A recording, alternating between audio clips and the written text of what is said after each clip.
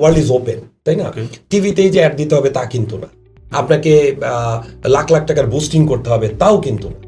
আপনি যদি target টিজিটাকে fixed করতে পারেন, আপনার টিজিটা এখন কোথায়, তাকে আপনি অনলাইন বেসড শুধুমাত্র যদি ফেসবুকেরও বুস্টিং করি, অল্প টাকা বুস্টিং হয়, $10, $15, $20, $100।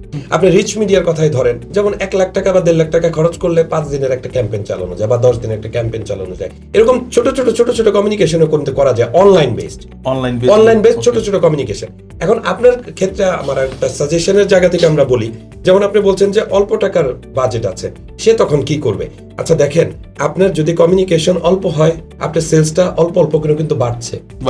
যখনই আপনার রেভিনিউটা বাড়বে তখন কি আপনার বাজেট রাখার সুযোগ হবে না? এইভাবেই কিন্তু একটা চেইন রিঅ্যাকশনের মতো কাজ করে। একটা নির্দিষ্ট সময়ে যাওয়ার পরে একটা নির্দিষ্ট বাজেট, যেমন যেটাকে আমরা স্ট্যান্ডার্ড হিসেবে বলি 3 to 5% মিনিমাম, একটা লেভেলে যাওয়ার পরে মিনিমাম 4 থেকে 5% আপনার কস্ট যদি আপনি মার্কেটিং রাখেন, ইজ গুড এনাফ। মানে আপনি এর চেয়ে বেশি কিন্তু প্রয়োজন হয় না। আপনি যে বিষয়টা বলতে চাচ্ছেন যে আপনার যদি বাজেট কম হয়, হ্যাঁ, অল্প অল্প করে ডিজিটাল প্ল্যাটফর্মে স্পেন্ড করেন। আরো একটা কিছু আছে, যেমন আপনি বিটিএল অ্যাক্টিভিটিস, এতক্ষণ তো এটিএল এর বিভিন্ন জায়গায় কথা বললাম, ছোট ছোট অ্যাক্টিভিশন কিন্তু করা যায়।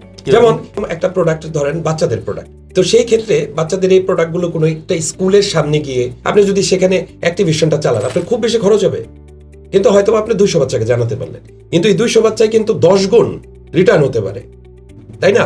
ওয়ার্ড টু মাউথ কমিউনিকেশন হতে পারে। এরকম কিন্তু ছোট ছোট বিটিএলও করা যায়। আপনি একটা ছোট্ট পোস্টার বানালেন, আপনি রিটেল শপের দেয়ালে লাগিয়ে দিয়ে আসলেন, আমি একই রিসোর্স দিয়ে সেলসও করছে, সে মার্কেটিং এর জন্য একটা পোস্টার লাগিয়ে দিয়ে আসলো, পোস্টারটা হয়তো বা অল্প কিছুদিন টিকলো, কিন্তু সেটা তো 10 জন মানুষ দেখে গেল, তাই না?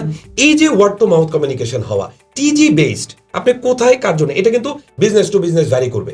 এই ক্ষেত্রে কাজ হচ্ছে একজন এক্সপার্ট মার্কেটিয়ার, ব্র্যান্ড ম্যানেজার যিনি থাকবেন বা ব্র্যান্ড কনসার্ন থাকবেন, সেই মার্কেটিয়ার কিন্তু বসে বসে প্ল্যান করবে কতটা মিনিমালিস্টিক হলে আমার বেস্ট রিটার্নটা আসবে। আমার সেল হবে 10 টাকা, নিশ্চয়ই আমি 100 টাকা খরচ করে বসে থাকবো না, কিন্তু সেই সেলটা প্রথম দিকে যদি অল্প হয়, তাহলে অল্প অল্প খরচ করে একটা লেভেলে কিন্তু আপনার গিয়ে সেই সেলসটা, ভলিউমটা বাড়বে, তখন আপনি সেলসে মানে বেটার একটা বাজেট মার্কেটিং এর জন্য, ব্র্যান্ডিং এর জন্য আপনি খরচ করলে সেটা কিন্তু খুব বেশি কষ্ট করবে না।